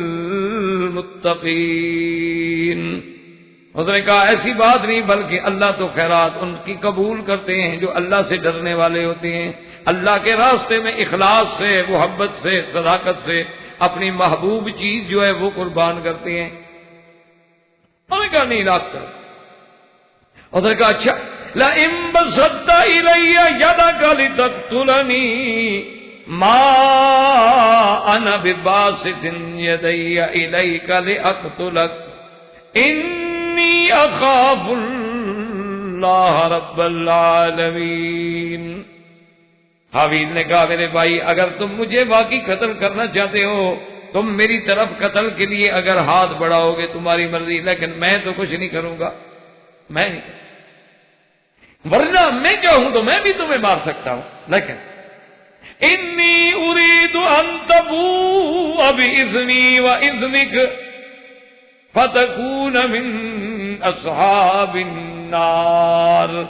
اس نے کہا پھر میں یہ چاہتا ہوں کہ تو میرے گناہ بھی لے جا، اپنے گناہ بھی سب تیرے اوپر پڑے اور تم جہنمی بن جاؤ، کیونکہ اللہ ظالموں کو ضرور جہنم کی سزا دیتے ہیں۔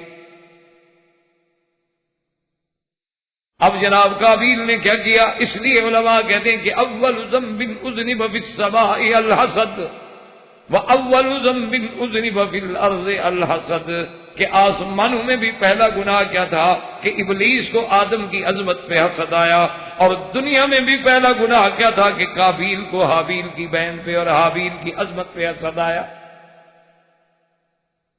اس لیے عرب کا محاورہ ہے کہ الحسود لا یسود، حاصل کو کچھ نہیں ملتا، خود جلتا رہے۔ حسد بہت بری بلا۔ حسد کا معنی کیا ہوتا ہے کہ وہ نعمت اس سے نکل جائے اور مجھے مل جائے، اس کا معنی یہ ہے کہ اللہ کی تقدیر کے فیصلے پہ بھی حاصل راضی نہیں۔ ایک یہ ہوتا ہے کہ آپ نے کسی کی اچھی گاڑی دیکھی، اچھا گھر دیکھا، آپ نے کہا اللہ مبارک کرے، اللہ میاں اس کو بھی مبارک فرما اور ہمیں بھی عطا فرما، یہ حسد نہیں ہوتا۔ اور خوش ہو رہا ہے کہ یار دیکھو میرے بھائی نے بڑا اچھا گھر بنایا ہے، مسلمان ہے، بھائی ہے، دوست ہے، اور کہتے ہیں کہ اللہ اس کے گھر میں برکت دے لیکن ہمیں بھی عطا فرما، تیرے آگے کو مشکل ہے۔ تو اب جناب قابیل نے فیصلہ کر لیا کہ میں نے تو ہر صورت میں قتل کر۔ اس نے جناب ایک دن چھپ کے انتظار کیا اور دیکھا کہ حابیل سو رہے تھے، نیند میں تھے۔ فجاء بصخرۃ، ایک پتھر اٹھا کے لایا قابیل اور مارا حابیل کے سر پہ اور اپنے بھائی کو وہی قتل مار۔ یعنی انسانوں میں سے یوں سمجھ لیں کہ سب سے پہلا خون جو زمین میں بہا ہے وہ حابیل کا، اور سب سے پہلا خون بہانے والا جو قاتل ہے وہ قابیل۔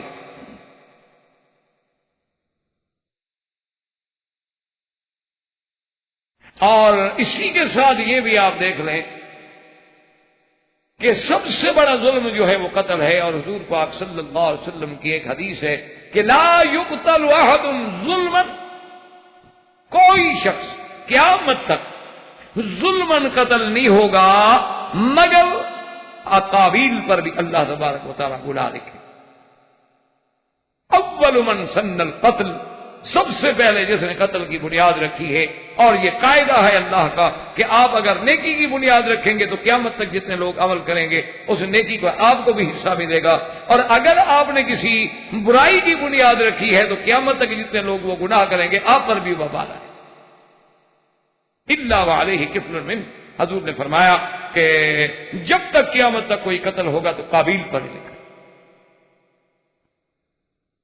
اندازہ کریں، اور اسی سے یہ بھی اندازہ کریں کہ ساری دنیا میں جہاں سبب کیا تھا حسد، اور پھر ابلیس میں کیا پیدا ہوا؟ تکبر۔ اصل تو حسد تھا، حسد کے بعد پیدا کیا ہوا؟ تکبر، ابا واستکبر۔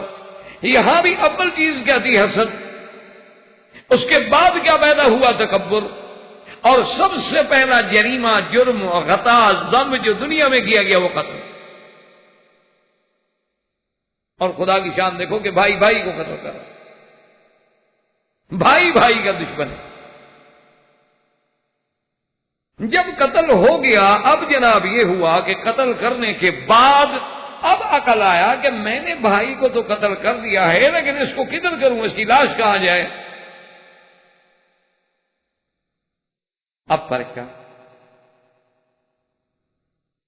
فطوعت له نفسه قتل اخیہ فقتل فاصبح من الخاسرین، لیکن اب کروں کیا؟ تو سابقہ روایات میں آتا ہے کہ اپنے بھائی کو اٹھایا اور پہاڑوں میں اور غاروں میں اور ادھر پھر رہا ہے، کبھی ادھر جاتا ہے کبھی ادھر جاتا ہے کہ کروں کیا؟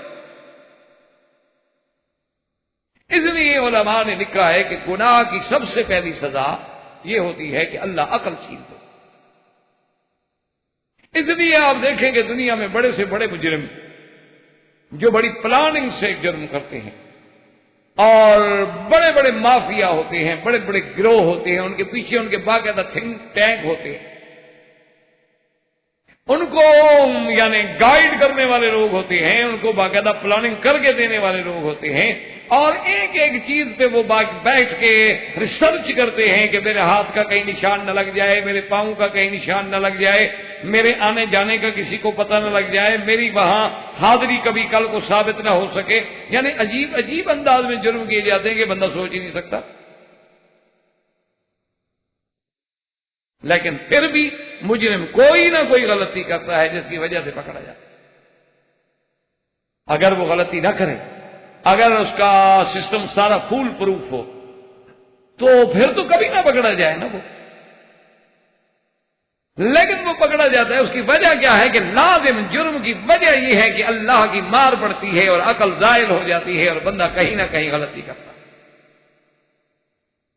اور اسی لیے ایک بات یہ بھی یاد رکھیں کہ قرآن نے ہی ہمیں یہ ہدایت دی ہے کہ کسی کے قتل کے معاملے میں دخل نہ دو، قتل میں معاون بھی نہ بنو، کسی کے مساعد بھی نہ بنو، اشارہ کرنے والے بھی نہ بنو، چونکہ قتل اللہ کو بڑا ناپسند ہے۔ فلا یسرف فی القتل انہ کان منصورا، مقتول کی مدد جو ہے وہ اللہ کی ذات کا، جس کو کسی شاعر نے بھی کہا ہے کہ جو چپ رہے گی زبان خنجر، لہو پکارے گا آستی کا۔ قتل نہیں چھپتا، خون خود بخود بولتا، خون میں اللہ نے بڑی طاقت ہے۔ اسی لیے کسی نے کہا تھا کہ ظلم، جب فرانس اپنے جور و استبداد کے ساتھ پوری مسلم آبادی پہ ٹینک چلا کے ان کو اتنا یعنی ذبح کر رہا تھا کہ ٹینک جو تھے نا وہ خون، مسلمانوں کے خون سے اور ان کے کٹے ہوئے اعضاء سے بھر کے رک جاتے۔ اس وقت کسی شاعر نے لکھا تھا کہ ظلم پھر ظلم ہے، بڑھتا ہے تو مٹ جاتا، ظلم پھر ظلم ہے، بڑھتا ہے تو مٹ جاتا ہے، اور خون پھر خون ہے، بہتا ہے تو جم جاتا ہے۔ اس لیے جس تحریک میں خون بہ جائے وہ تحریک کبھی ناکام نہیں، اس کا ایک نہ ایک دن کامیابی کا آتا ہے۔ جس درخت کے بنیادوں میں خون کی کھاد مل جائے نا وہ درخت کبھی سوکھتے نہیں ہیں، وہ کسی نہ کسی حال میں ہرے رہتے۔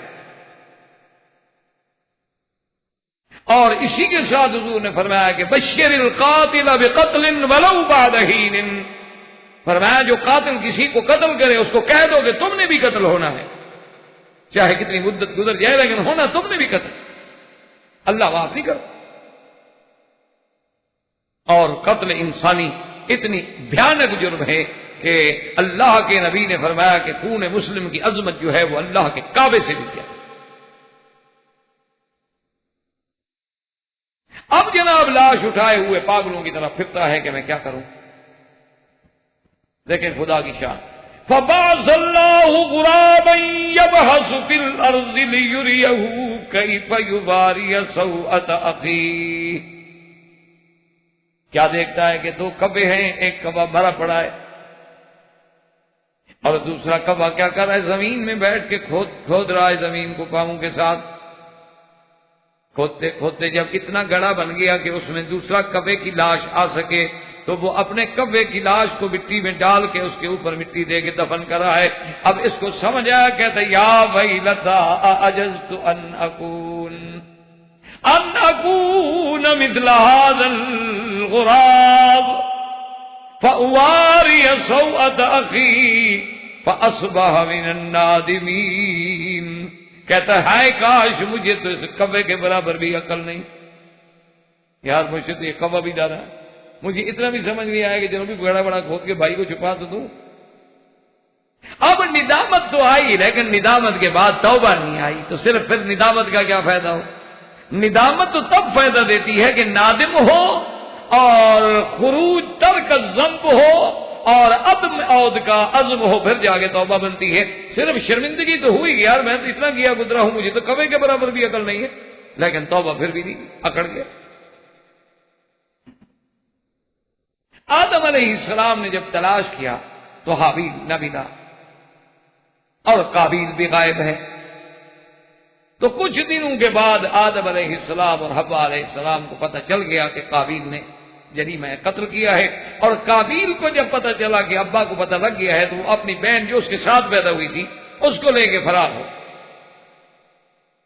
اور فرار ہونے کے بعد اس نے بہت دور اپنے ابا سے جا کے ایک بڑی سرسبز وادی تھی وہاں جا کے اس نے اپنا ڈیرا لگایا. اچھا وہیں تبادل تناسل شروع ہوا, وہاں اس کی اولادیں بڑھنی شروع ہو گئیں اور کچھ لوگ اس مزاجی جو تھے وہ بھی سب آدم کو چھوڑ کے وہاں جمع ہونے لگ گئے تو قابیل کی بھی ایک پارٹی بن گئی. اور جب قابیل کی ایک پارٹی بن گئی, خدا کی قدرت ہے اللہ معاف کرے, کیونکہ وہ سارے ابتدا جو تھی وہ اولاد بھی زنا ہونے سے تھی, اللہ معاف کرے جرم سے تھی, قتل سے تھی کہ باپ قاتل بھی ہے زانی بھی ہے اور اپنے ابا پیغمبر کا مخالف بھی ہے. اب آگے جو اولاد اور نسل چلتی گئی پیدا ہوتی گئی تو شر بڑھتا گیا, زنا بڑھتا گیا, فواحش بڑھتے گئے, برائیاں بڑھتی گئی. اب تو اللہ معاف فرمائے زمین میں کافی فساد اور شر. اور ادھر آدم علیہ السلام کی موت کے دن قریب آ گئے. آدم علیہ السلام کی عمر کتابوں کے مطابق جو ہے وہ 1000 سال ہے. 960 سال جب آپ کے گزرے اور ملک الموت آئے. اور ایک روایت میں ہے کہ آدم علیہ السلام نے اپنے بچوں کو بلایا اور کہا کہ انی اشتہی ثمار الجنہ, میری خواہش ہے کہ کوئی پھل مل جائے, کیونکہ یہ پھل جو ہیں گویا کہ ایک جنت کے پھلوں کا نمونہ ہے, ورنہ جنت کا پھل تو جنت کا پھل. تو تم لوگ جاؤ اور تلاش کرو کہ کوئی پھل مل جائے, میری خواہش ہے پھل کھانے کی. تو بیٹے دوڑ پڑے کہ جا کر ڈھونڈتے ہیں کہ کہیں سے پھل مل جائے. وہ ڈھونڈنے کے لیے جا رہے تھے تو راستے میں فرشتے اللہ کے آ رہے تھے انسانوں کی شکل میں. انہوں نے پوچھا کہ بیٹے کیوں اتنی جلدی جلدی جا رہے ہیں؟ انہوں نے کہا آدم علیہ السلام ہمارے ابا بیمار ہے, ان کو بڑی تکلیف ہے, ان کے لیے ہم پھل ڈھونڈنے کے لیے جا رہے ہیں. انہوں نے کہا کوئی ضرورت نہیں پھل ڈھونڈ. نے کہا کیوں؟ انہوں نے کہا حضر الموت, ان کو موت آ گئی, ہم کیا کریں گے پھل. اور ادھر ملک الموت جب آئے تو آدم علیہ السلام کو اللہ نے بتلا دیا تھا, کیونکہ اللہ اپنے انبیاء کو بتلا بھی دیتے ہیں اور کبھی کبھی اختیار بھی دے دیتے ہیں. جیسے حضور صلی اللہ علیہ وسلم کو اختیار دیا گیا کہ ابھی آپ دنیا میں رہنا چاہتے ہیں یا ہمارے پاس آنا چاہتے ہیں. آدم علیہ السلام نے کہا کہ بھی ملک الموت تم تو بڑی جلدی آ گئے, ابھی تو 40 سال میری عمر میں باقی. انہوں نے کہا اچھا آپ نے اپنے بیٹے داؤد علیہ السلام کو 40 سال نہیں دیے تھے؟ نے کہا نہیں. حضور نے فرمایا جہاد آدم, دیکھو آدم کر گیا, جہاد ذریت و اولاد میں بھی پھر انکار آ گیا, وہ بھی پھر جا نسی آدم فنسیت, آدم بھول گیا, اولاد بھی بھول گیا. اب جب ملائکہ آئے روح قبض کرنے کے لیے تو بی بی حوا جو تھی نا گھبرا گئی کہ بھئی میرے خامد کی, میرے شوہر کی موت کا وقت آ رہا ہے اور بات تو سن رہی ہے. تو بیوی جو تھی وہ کچھ فرشتوں کو روکنا چاہیے کہ میں فرشتوں کو روک دوں کہ دیکھو جی ٹھیک ہے اصل عمر تو ان کی 1000 سال تھی نا, چلو صرف کہا تھا نا. تو آدم علیہ السلام غصے میں آ گئے, فرمایا حوا ایک دفعہ پہلے جنت سے نکالا ہے اب پھر بھی کر رہی ہے. آدم علیہ السلام غصے, فرمایا التي اخرجتني من الجنة, تم نے تو مجھے نکالا ہے اور آج پھر ملائکہ سے جھگڑا کر کے مجھ سے ایک اور غلطی کروانا چاہتی ہو کہ میں ان کو روک دوں. بیٹھ جاؤ دور بس. تو آدم علیہ السلام کا روح قبض ہوا اور اس کے بعد آپ کی غسل, آپ کو خوشبوئیں لگائی گئیں, غسل دیا گیا, کفن پہنا گیا, سب کام کس نے کیا؟ فرشتے. اور پھر فرشتوں نے سب لوگوں کو، کیونکہ فرشتے انسانوں کی شکل میں تھے، سب لوگوں کو جمع کیا اور فرشتے نے کھڑے ہو کے نماز پڑھائی، فکبر اربعا، 4 تکبیریں جنازے میں، اور جب 4 تکبیریں کہہ کے جنازے سے فارغ ہوئے تو اس کے بعد پورے آدم علیہ السلام کی اولاد کو اور حاضرین کو، چونکہ تھے تو سب اولاد میں، کہا ھذہ سنت اللہ، یہ اللہ کا حکم ہے کہ جب کوئی مر جائے تو اس طرح غسل دیا جاتا ہے، اس طرح کفن دیا جاتا ہے، اس طرح دفن دیا جاتا ہے، اور اس طرح اس پہ جنازہ پڑھا جاتا ہے، اور اس طرح قبر بنائی جاتی ہے فدفنوہ۔ لیکن آدم علیہ السلام کی قبر میں بہت اختلافات۔ بعض لوگ تو کہتے ہیں کہ ہند میں جہاں آپ کو اتارا گیا قبر بھی وہی بنائی۔ آج کل بھی انڈیا میں ایک جگہ ہے جہاں بڑی لمبی لمبی قبریں ملتی ہیں، اور وہ لوگ اب بھی یہ کہتے ہیں کہ یہ اولاد آدم کی قبریں، کیونکہ اس وقت تو قد 60 ہاتھ تھا، یہ تو پھر تھوڑا ہوتا گیا کم ہوتا گیا۔ اور بعض روایات میں ہے کہ نہیں، آدم علیہ السلام کو مکہ مکرمہ کے کسی نواحی میں دفن کیا گیا، اور بعض روایات میں ملتا ہے کہ نہیں، ان دونوں کو پھر شام میں دفن کیا گیا۔ پہلے تو وہاں دفن کر دیا گیا تھا، لیکن پھر ان کے تابوت نکالے گئے زمن نوح علیہ السلام کے طوفان کے دور میں، اور پھر ان کو دوبارہ لے جا کے بیت المقدس دفن کر دیا۔ لیکن ایک موٹی سی بات آپ یاد رکھیں کہ ما سوائے الا قبر النبی محمد صلی اللہ علیہ وسلم، ما سوائے حضور سرکار دو عالم کی قبر کے کسی نبی کی قبر کے بارے میں کوئی تعیین یا کوئی پختہ روایت موجود ہے۔ صرف حضور کی ذات ہے جن کی قبر مبارک کا انکار کرنے والا آدمی ایمان سے نکل جائے گا، کیونکہ وہ تواتر سے ثابت ہے کہ مدینہ منورہ میں ہے۔ باقی انبیاء علیہ السلام کے بارے میں روایات ہیں، کوئی ہے کہ بیت المقدس میں ہیں، کوئی ہے بیت اللحم میں ہیں، کوئی ہے کہ بیت الخلیل میں ہیں، کوئی ہے کہ جناب 70 انبیاء یہاں مکہ میں دفن ہیں، کوئی ہے کہ حرم میں دفن ہیں۔ یہ سب روایات ہیں، لیکن کوئی حقیقی روایت نہیں ہے۔ میرے خیال میں اللہ کو یہی منظور ہوگا، اللہ نے اپنے انبیاء کی قبروں کو شرک سے بچانا ہوگا۔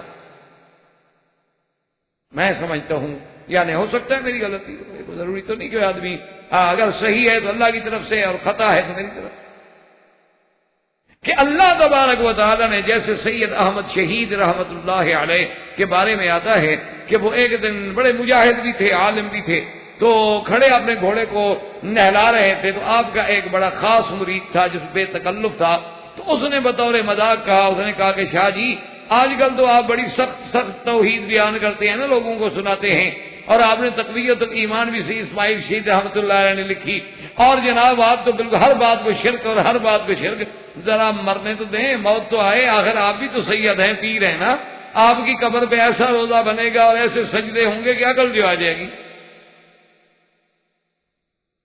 تو شاہ جی نے جلال سے کہا کہ بھائی انشاءاللہ اللہ نے زندگی میں بھی شرک سے محفوظ رکھا ہے، اللہ مرنے کے بعد بھی محفوظ رکھے گا، فقیر کی قبر ہی کسی کو نہیں ملے گی تو شرک کیا ہوگا۔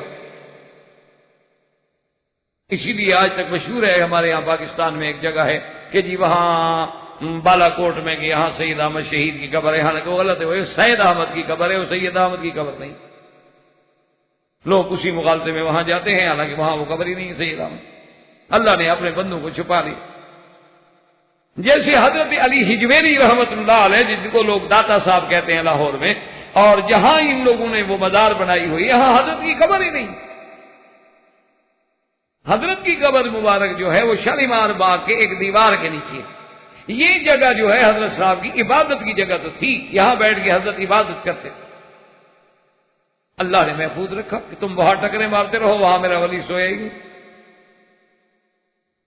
تو اللہ تبارک و تعالیٰ کی شان ہے کہ اللہ نے اپنے انبیاء کے مزاروں کو بھی چھپا دیا ہے، کہ کوئی آدمی اب جاتے ہیں جدے میں جی بی بی ہوا کی قبر ہے، بی بی آدم کی قبر ہے، حالانکہ کوئی دلیل نہیں، کوئی سند نہیں، کم از کم جدے میں 100 سال 200 سال پرانے لوگ تو کوئی بات کہتے ہیں، ایک روایت ہے کہ بس یہ جناب قبر ہے۔ بہرحال حضرت آدم علیہ السلام کی وفات کے بعد، حضرت آدم علیہ السلام کی موت کے بعد اب کئی اولادیں آئیں، لیکن آپ کی اولاد میں ایک حضرت شیس علیہ السلام ہیں جن کو اللہ نے نبی۔ شیس کا معنی ہوتا ہے ہبت اللہ، اللہ نے عطیہ فرمایا، اور شیس علیہ السلام وہ نبی ہیں جن کو اللہ نے تقریباً 50 صحیفے بھی عطا. شیس علیہ السلام نے بڑی کوشش کی اس شر کو مٹانے کے لیے جو شر قابیل کے قبیلے سے پیدا ہوا تھا. اچھا، اب خدا کی قدرت دیکھو کہ 2 جماعتیں بن گئی. ایک جماعت وہ تھی جو پہاڑوں پہ رہتی تھی الجبال، اور ایک جماعت وہ تھی جو سہول میں میدانی علاقوں میں رہتی تھی. قابیل کا قبیلہ جو ہے وہ میدانی علاقوں میں رہتا تھا. اور اللہ کی قدرت ملاحظہ کریں کہ قابیل کی جتنی عورتیں تھیں قبیلے کی بے انتہا جمیل خوبصورت. اچھا، پہاڑوں کے مرد خوبصورت اور عورتیں بدصورت. اللہ کا نظام. اب ابلیس کو موقع ملا، اس نے کہا ٹائم تو موقع تو بڑا اچھا ہے، کوئی حرکت کرنی چاہیے. تو ابلیس ایک غلام کی شکل میں یہاں قابیل کے قبیلے میں آ گیا اور اس نے کہا کہ دیکھو جی، بات یہ ہے کہ کیسا تمہاری عورتوں کو اللہ نے جمال دیا ہے، لیکن تم لوگوں میں ذوق لطیف کوئی نہیں ہے. آؤ میں تمہیں گانا سناتا ہوں. سب سے پہلے پھر گانے کی ابتدا جو ہے وہ ابلیس نے. اور ابلیس نے جناب ایسی آواز میں گانا سنایا کہ وہ تو سر دھن رہے ہیں. یعنی ایسے جناب کہ عورتیں اور مرد.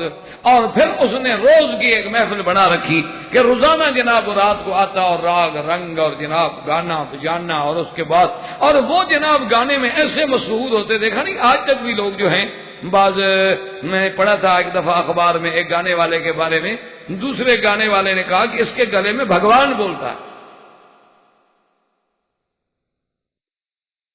اندازہ کر. انا للہ و انا الیہ. اور جس کے بارے میں کہا تھا نا وہ ہمارے علاقے میں رہتا ہے، اس کو میں ذاتی طور پر بھی جانتا ہوں کہ وہ کتنا بڑا شیطان ہے جس کے گلے میں بھگوان بولتا. انا للہ. اللہ معاف فرمائے. چلو بھگوان، آخر وہ بھی تو خدا کو کہتے ہوں گے نا بھگوان. اور اس کے بعد جناب یہ ہے کہ اس گانے کا اثر یہ ہوا کہ ان لوگوں نے ایک دن عید کا بنا لیا کہ بھی ہم مہینے میں کم از کم ایک دن تو ہمارا کوئی خوشی کا دن ہونا چاہیے. جیسے پھر بعض کہتے ہیں کہ نہیں، سال میں ایک دن میں رکھا. جیسے نیو ایئر ہوتا ہے آپ کا نیا سال آپ بناتے ہیں نا، ماشاء اللہ آج کل تو مسلمان بڑی اہتمام سے مناتے ہیں. اس کے کارڈ چھپتے ہیں، مبارکبادیں دی جاتی ہیں. اور 12 بجے رات کے بعد جب وہ تاریخ تبدیل ہوتی ہے، چونکہ تاریخ تو ان کی بھی 12 بجتے ہیں نا، جیسے سکھوں کے 12 بجتے ہیں. انا للہ و یعنی اتنا مسلمان قوم پاگل ہو جانی تھی کہ اللہ کے دین کو ہر تاریخ میں بھی چھوڑ دیا. سورج ڈوبنے سے بھی چھوڑ دیا، بھی سورج ڈوب گیا رات ہو گئی، سورج طلوع ہو گیا بھی دن ہو گیا، لیکن نہیں 12 بجے تاریخ بدلے گی. اتنے متاثر ہوئے ہیں انگریز سے. انا للہ و انا الیہ راجعون. اس کے علاوہ بھی کیا؟ اسی لیے قرآن کہتا ہے کہ وَلَا تَبَرَّجْنَ تَبَرُّجَ الْجَاهِلِيَّةِ الْأُولَى. اس لیے علماء کہتی ہیں کہ جاہلیہ اولا جو تھی وہ قابیل کے قبیلے میں تھی کہ اب عورتیں وہ خوشی مناتی اس دن پوریا قسم کے لباس پہنتی اور ابلیس گانا گاتا، اس کے بعد ساتھ وہ جناب ناچتا تھرکتا تو سب عورتیں شریک ہو جاتی. اب ابلیس نے پہاڑوں پہ جا کے ان لوگوں سے کہا کہ یار کمال کرتے ہو، تم کتنے خوبصورت آدمی ہو، تمہاری عورتیں بدصورت ہیں، ذرا نیچے چل کے تو حسن و جمال کی وادی دیکھو. اب جناب اس نے ان کو ملایا اور وہاں سے پھر زنا اور شباب اور شراب اور کباب اور جرائم بڑھتے. شر فساد جو تھا اتنا بڑھ گیا کہ حضرت شیس علیہ السلام کو باقاعدہ جنگ لڑنی پڑی. اتنا شرارت بڑھ گئی کہ ان کے روکنے سے اب تبلیغ سے کوئی فائدہ نہیں ہو رہا. کیونکہ آدمی جب تقریر کچھ نہ کرے تو آدمی کیا کرے؟ اب دیکھیں نا آج جتنی تنظیمیں ہیں یہ کہتے ہیں نا کہ دہشت کرتے ہیں دہشت کرتے ہیں دہشت کرتے ہیں. وہ اللہ کے بندے، جب تم دوسرے آدمی کو بند گلی میں کھڑا کر دو گے اور ہوگا وہ کمزور تو کیا کرے گا آخر؟ پھر تو یہی ہے نا کہ ٹکر مارے گا یا خود مر جائے گا یا دیوار توڑ کے نکل جائے گا. احباب کرام، اس کے بعد اب آپ اس مبارک سلسلے کی CD نمبر 3 سماعت فرمائیں.